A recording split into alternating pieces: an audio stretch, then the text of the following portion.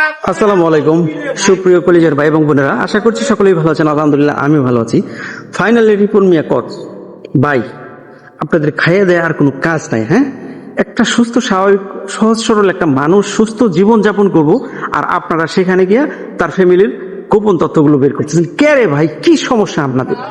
বাংলাদেশে এমন কোন ফ্যামিলি আছে যে তার ফ্যামিলিতে টুকটাক সমস্যা না থাকে? হ্যাঁ, আর আপনারা যারা হলুদ সাংবাদিক আছেন, কেন গিয়ে একটা ছেলেকে গিয়ে একদম এই ধরনের কথাবার্তা বলতেছেন, এই ধরনের কিচ্ছা কাহিনী করতেন? তার ফ্যামিলিতে তো কি এমন করছে? রিপন মিয়া কি এদেশের চোর বাটপার?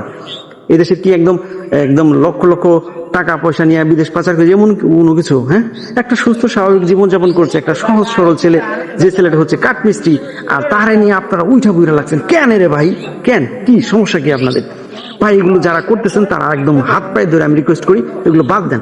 প্রত্যেকটা মানুষের সুস্থ স্বাভাবিক জীবনযাপন করার জন্য সেই আছে, হ্যাঁ, তাকে করতে দেন, তার মতো জীবনযাপন করতে দেন।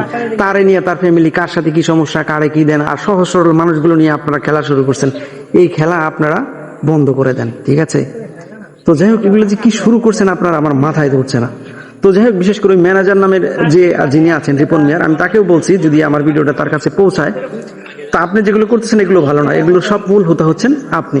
তো যাই হোক, সবাই ভালো থাকবেন, সুস্থ থাকবেন, আল্লাহ হাফিজ।